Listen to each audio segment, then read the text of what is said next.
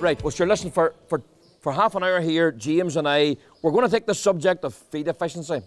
And the day is all about dairy efficiency, but we're going to talk around feed efficiency specifically, okay? So in reality, at the end of the day, why the issue, why the talking point? At the end of the day, this is some of the latest work in terms of Camfrey benchmarking, and this highlights, at the end of the day, why we should be talking about it, 40% of the cost of producing a litre of milk is certainly concentrate. Another good 9% of those costs, and that probably has increased in recent time, is actually the forage side of it.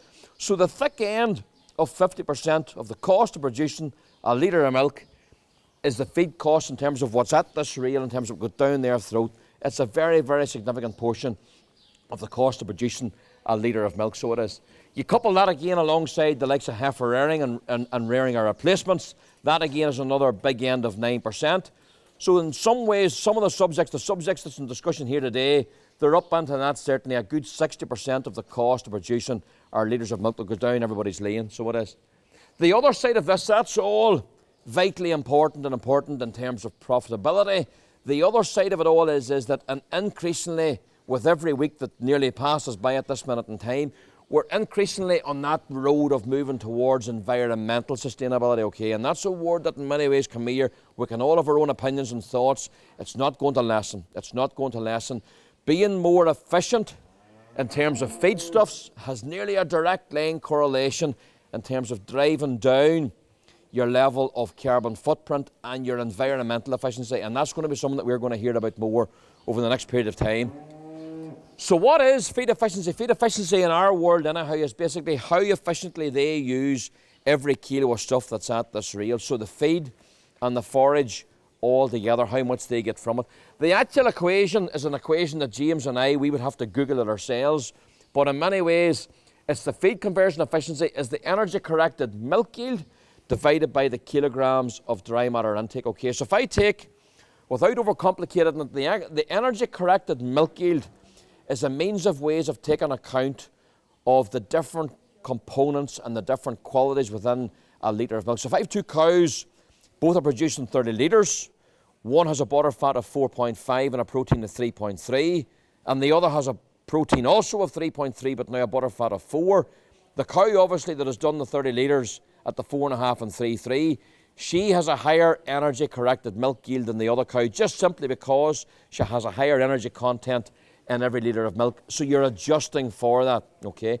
And as I said, there's various different equations for that. James and I would even have to Google them, but that's what we're doing, strictly speaking, in terms of our feed conversion efficiency. But for the purposes of today, we're taking an example here, a standard situation. A cow producing butter fat or milk at 4 butter fat, 3.3 of protein. And say, for example, I have my yellow wheelbarrow here. If in this may be an individual cow, this may be a herd of 100 cows, 500 cows, whatever it may be, on average eating 42 kilos of silage, okay? 42 kilos of 24 odd dry matter silage. I'm giving her another 5.5 kilos of a blend on top of that in the wagon, whatever it may be. And then in a situation then, fairly high yielding situation, another 8.5 kilos then of dairy compound nuts on top of that. In reality, when you work all that through, that has a dry matter intake there up on the 22.6 kilograms of dry matter intake. Now, as James is highlighting here, if that cow or that herd produces 35 odd litres, I divide one into the other, 35 at the 4.4 and the 3.3 protein. That now is a feed conversion efficiency of 1.54, okay? Where we're going to is if, for whatever reason, and we'll discuss those reasons, the cow now produces 37 litres as opposed to the 35, 2 litres more, and I do exactly the same calculation, the same sum, this cow now has a feed conversion efficiency which is higher, it's more. It's 1.63 as opposed to 1.54. Now you could get bogged down on all that, and what does that mean? In some ways it doesn't mean an awful lot, but it means that basically we're getting 2 litres more from exactly the same input of feed, okay? And if you're getting into the detail of it, this is the calculation that you would do to give you a handle on that, okay? How efficient or inefficient is your system? And the feed and the pig industry, the poultry industry, would use this continually and historically all the time And I can see that certainly our industry will probably move more so that way over the next period of time as well, because of this wider whole environmental side of it, you know. What's a good figure? What's a bad figure? In Northern Ireland here at the end of the day, if we're sitting with figures in around, 1.4, 1.5, 1.6, those are reasonably solid figures. There will be variation from farm to farm, herd to herd, and cow to cow, but that's the sort of general ballpark that we're looking to be. Where you would have figures down into 1.1 or 1.2, that's where you know that there's a digestibility problem, or there's some form of problem that's holding them back. You're not getting the milk for the feed that you put in. And you go to the other end of the scale, cows sitting, or a herd sitting at 1.8, 1.9. Well, there's too much milk in many ways coming out for the level of feed coming in. It's grand in the short term, but something's going to bite you in the longer term, whether that be fertility or body condition, something along those lines, okay? So that's basically what that is in terms of feed efficiency. It is strongly linked, and James will cover this, it's strongly linked to profitability, but yet by the same token, and James will make the statement, sometimes you can buy gold too dear, okay? Sometimes you will find that it is not always linked to profitability. You might have a lovely figure on a piece of board or on a sheet of paper or on a spreadsheet, but you mightn't necessarily be making any more money, okay? What drives it? At the end of the day, the factors that drive it, there's a lot of factors that drive it, okay? A lot of factors drive feed efficiency, and whether it's just doing the 35 or the 37. Some of the simple ones, listen, at the end of the day, we were all aware, transition cow management, getting cows to calve down, get up and going, no arthritis, clean, no arthritis, up and going, good intakes. Those will all be reasons as to why the cow will give you the 2 and even 3 and 5 litres more early lactation, and that will immediately drive your feed efficiency, no question of that. Other things even that maybe aren't as aware, but forage chop length, having the right chop length and forage. If you have a slightly shorter chop on average, you're going to get more surface area exposed to the bugs, so you can get a little bit more from your kilos of forage dry matter up and down their throat as well. Wider things, but by all means very important things, environment, reducing stress. James has made the statement here today, like we are in here, and in many ways we have done nothing to really promote the dry matter intake this side of the house today. Stress, feeding space, lying time, light, air, water, all have a massive impact. And the Zimpro guys, you probably heard all that, but a massive impact in terms of her ability to take milk from every kilo of dry matter of ration going down her throat. What we aim to cover here now in the next 20 minutes is basically 4 key sections. First one is forage digestibility. James is going to move in then into ration balance and design around all of that. Rumen acidosis, subacute rumen acidosis, the rumen is the engine of the cow, and that is a very, very important part of it. And then lastly, we'll cover a wee bit here in terms of nutrient partitioning and a sort of a new subject as well. But in terms of feed and silage digestibility, we're going to move straight, and at the end of the day, you'll all have had your analysis from Thompsons or wherever. Some of you will look at it, some of you might never look at it, some of you look at it a bit. This is an example here. This is first cut silage from last year, made the middle of May, just as it was, just as the weather took up at that time, as you remember. This is a 73 D value, 11.7 ME silage, so it's a pretty decent silage, okay?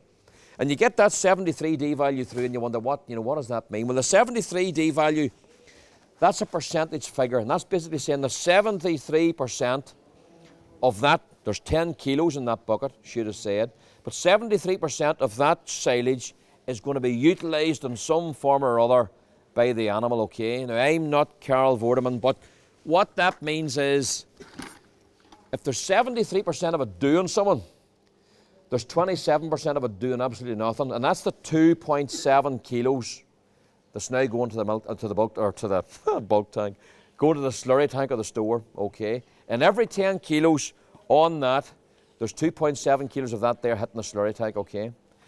That's one side on it. You go the other angle on it then, and you look at last year's second cut, just by example. That's a 61 D value second cut. We were all shockingly happy just maybe to get it before the tail end of August last year.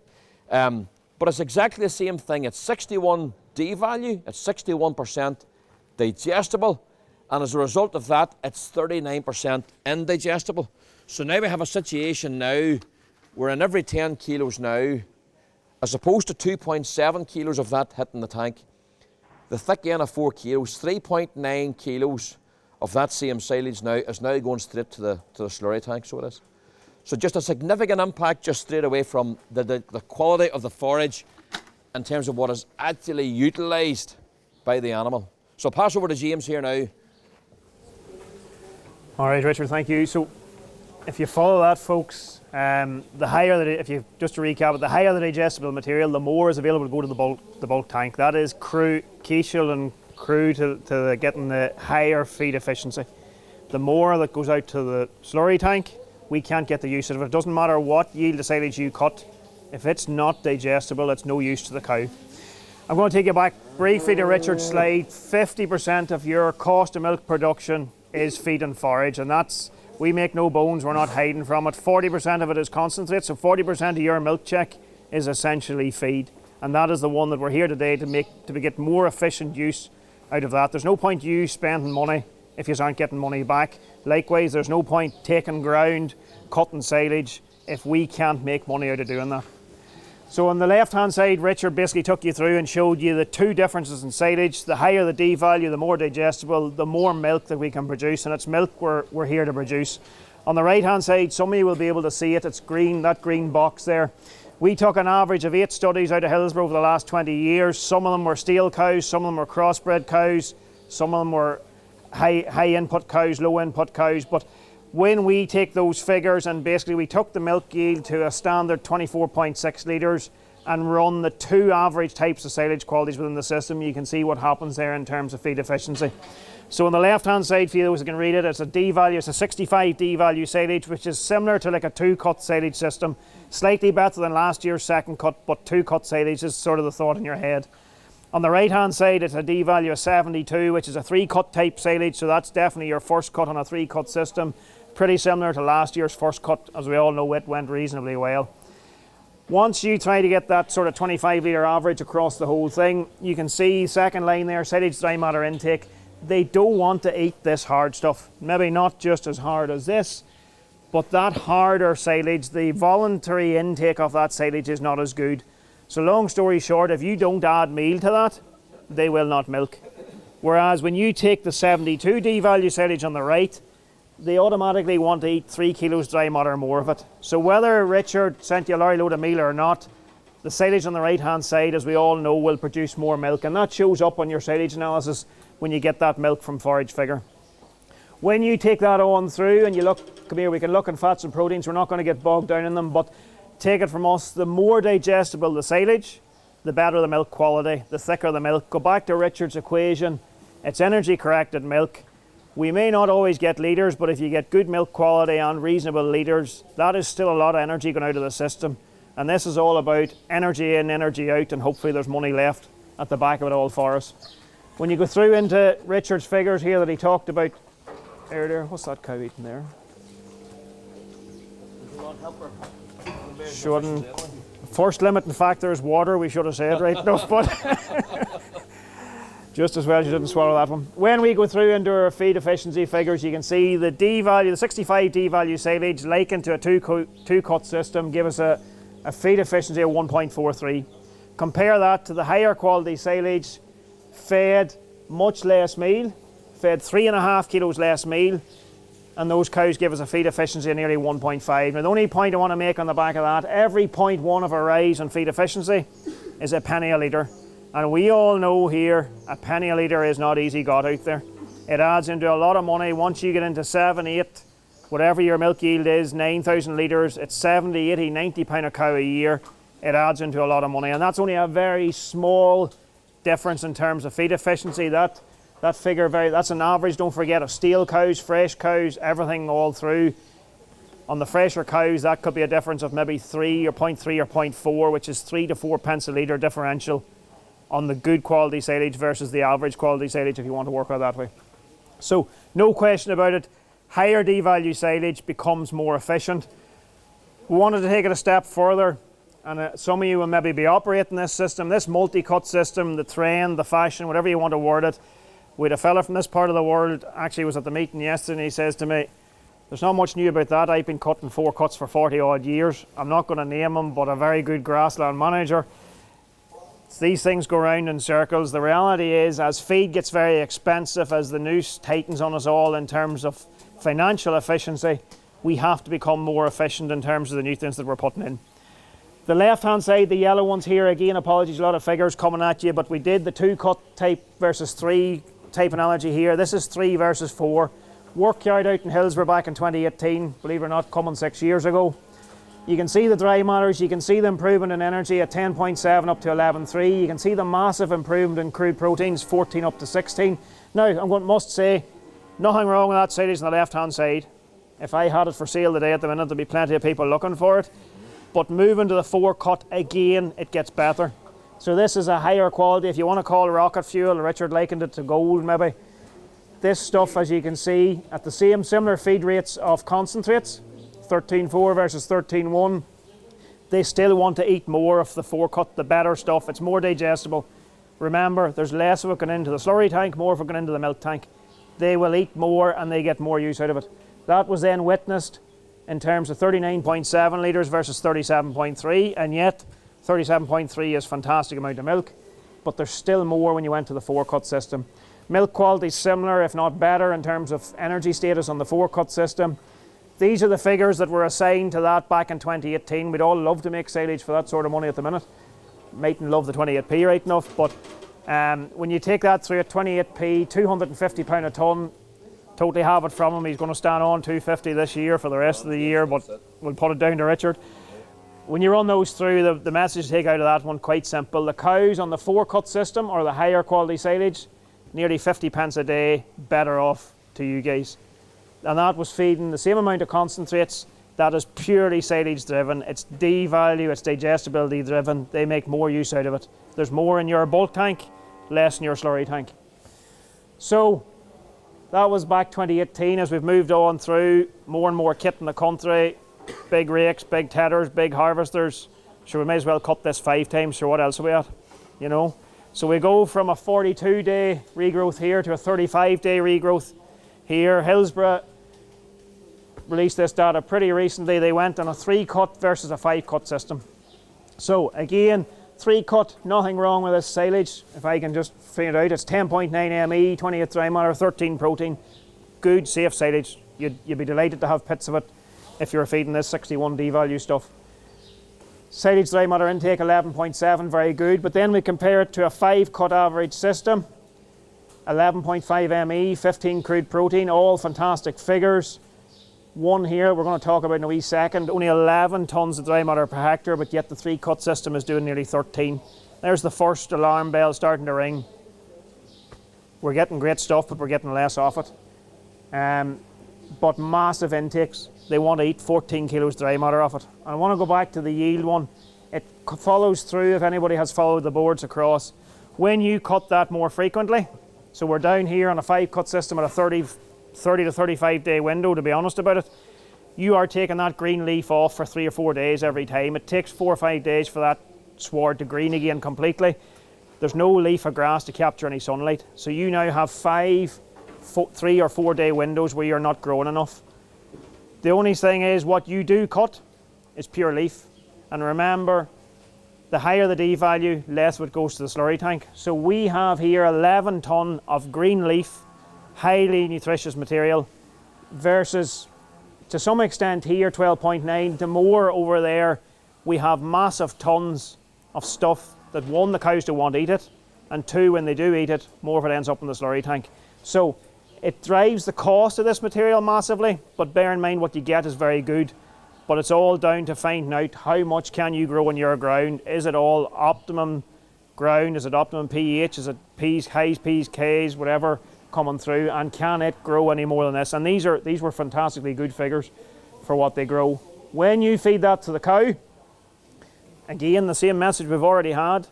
More digestible, more milk. Milk quality very good. These were the figures in 2021. Again, probably shy of what forage is costing today, but it was £150 a tonne dry matter on the 3-cut system, up to 200 on the 5-cut system. When you fed that through at 40 pence a litre and an eye water and £390 a tonne for feed, as it was at that point in time, the alarm bells start ringing again. These cows actually left less money on the 5-cut system than they did on the 3-cut system. And that purely is down to the cost of this gold. This gold is extremely expensive, not purely because the contractor had to be paid 5 times, but because we sold it 5 times and we ended up with slightly less yield because we kept scalping that ground off. And when that ground scalped off, we all know 7 days to grow that first leaf before it starts capturing again and gets going again.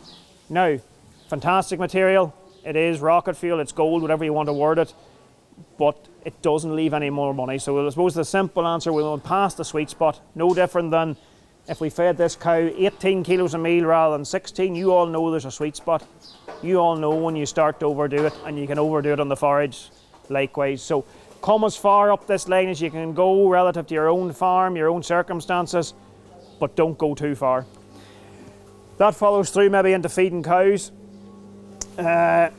Depending on the type of material, Richard will take your silage analysis, Mary Jane or whoever does your work, and whether you use 61D value or 73D value, that has a massive impact on what the type of ration you're going to feed them.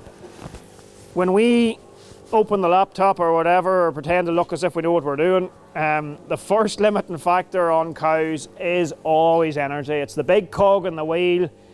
You can feed a cow a low protein ration and still get milk, but you can't feed a cow nothing and get milk. Energy can't be created or destroyed. For any of us that remember school days, that still sticks with me. It has to go in to come out. And the only way we can drive it in is if we don't have it in silage, is through the ration. Back again, don't forget, 40% of your cost is these wee buckets that he's handing around, and you all know the pain every month when that arrives. But the aim in that ration, particularly if we take this as Richard's cow up here, and a 35 litre cow, we are looking at 11.8 to 12 ME. That's quite simple if we have silage at 11.5 ME. It's not that hard to get it, because most of these raw materials that are going past you will be 11 ME plus. But if you have the 9.7 ME second cut, which many of us have had in the last 12 months, we have to get from 9.7 to 12. You are maximising cereal as your first road of choice. Is fill that ration with as much cereal. Like we've rations this winter going out at 50% cereal. Never had it before, but they're dry and hard like this stuff here. And when it's balanced, that cow will survive. If we were lucky enough to have first cut, what we were at 71D or 73D, quite often the bigger challenge on that one is we'll put in as much cereal as we can put in, drive this glucogenic message that you've all heard in the last year or two. But the bigger problem sometimes is keeping it in them. And the phone call you get is, they're a wee bit soft, they're a wee bit soft. When we do that, we're constantly filling the ration out with, Richard's going to hand them around now, the fibre part of the ration. Ignore the figures, it doesn't really matter, the computer works that for you. But you will drive more soy hulls, more sugar beet pulp to try and slow that ration down, to keep it in the cow. If it's running out through her, she's not efficient. There's more, and we all know it. For any of us that have ever killed bull beef in your days, you know, the tank is a fair bit of meal in it by the time you get them killed, and that's the reality. You don't want it in the slurry tank. We want it in the milk tank, or we want it in the bulk tank. Protein is purely a balance. As we went further across these, some of you will have noticed the crude protein content of the silage rises as you cut higher D-value silage. And when I started out in this trade, believe it or not, a right while ago, Holsteins were running at 19-20% crude protein, and that was, and I'm not going to offend anybody, but that was the iron gates that the Holstein got christened with, because you hammered the protein at her, she took it off her back, she gave you a tremendous amount of milk, but she basically was out of control. As science has moved on, as our knowledge of, I suppose, cows has moved on, what we're running now is these cows at 16-17% max, and these girls will do 40, 50, even mid 50 litres, 50, 55 litres a day at crude proteins of 16 and 17%. The benefit of the higher D-value silage is, as you can see, you're nearly already there. You're at 15. Your cereals, yes, are in around 10%, but it's leaving you not needing as much soya, as much rape, all the expensive ones. Think back, I said it earlier, we went to North Antrim with a full bucket, we came back with a half a bucket, the soya disappeared. But I think they'll be less today. I think it's gone now when I see a lot of these individuals here, but anyway. 500, you know, soya is 50 pence a kilo. We don't want to be feeding 3 kilos of soya if we don't have to. There may be plenty of environmental noise coming. Soya may or may not feature in ruminant diets in years to come. That's what we're facing at. Does it concern us? Not greatly. If we can have 73D value silage, this herd of cows, and Richard was in charge of them, was fed a non-soya diet and was able to sustain milk yield, no problem. And that's 2 years ago. So it can be done. It's used where it's needed, particularly in the 61D value. You're needing soya, rape, but you will see more emphasis on distillers, glutens, rapeseed in the years to come. Stuff that's basically it's not going to be shipped around the world to get here. If we overdo any of that, the thing goes wrong. I'm conscious of time to push on. If we fire in too much cereal, the simple one basically is we will put that cow off. You've all possibly seen it before, that cow that goes up, up, up, up. We hit our limit, maybe go over our limit and pull back. The problem with that really is for every one that goes over the limit, there's a fair few girls out there that are at their limit and just about it and we don't know it. They put the fancy title on that as SARA, which is basically subacute ruminal acidosis. It exists in every herd out there, and basically the aim of us feeding cows is take them as close to the point of it without taking them beyond it. There's a critical pH within that cow's stomach. If you think, bear in mind, we're not feeding the cow, we're feeding all those millions of bugs that are floating about in our stomach. They don't like working below 5.8 pH if they don't have to. They are much more efficient, a bit like you once we get grub into you. There's more work this afternoon than there is probably standing listening to me here at the minute. But they need fed, but they don't want overfed. When we feed them, the tendency is for that pH to crash below 5.8, and the aim of that ration that we design is to try and keep that as close to 5.8 or above if possible. Why? Because when you look at it, the fibre digesters, which let's face it, the biggest portion of the diet that you want is silage. You want to be maximising your silage because it is 10% near enough the cost of your total cost of milk production. The fibre digesters work better above 6.2. The starch digesters will work right on down into 5.2, but their optimum is probably 5.5 to 6. So the aim is to keep that diet 5.8 plus for as long in the day as possible. I said it earlier, if a cow could walk about with the figure in her stomach branded on the side of her as to what her pH would be, it'd be absolutely fantastic. There'll be cows in there at the minute, I would say in the low 5s, because we have stopped them eating all day. You know, if they had a chance to continually eat, that diet is continually balanced. Remember, this is an overflowing bucket. It's constantly filling when she's eating, and it's constantly emptying either through the back end of the slurry tank or through the udder to the bulk tank. So you're constantly filling, constantly emptying. These girls haven't got filling for 3 hours, so it's not looking good for them in terms of SARA this afternoon. But simple things, pushing up silage reduces the risk of it. Drier silage reduces the risk of it, and as you can see, it hasn't been pushed up in a day or two. The other thing is then you can kick to adding a product. The one of choice that we run with is our Rumitech product developed by Thompsons in conjunction with AFBI. The only comment I want to make is when you add something like that in, so it's a buffer, you basically keep the bugs in a better environment. You're keeping them at that 5.8 plus much more often.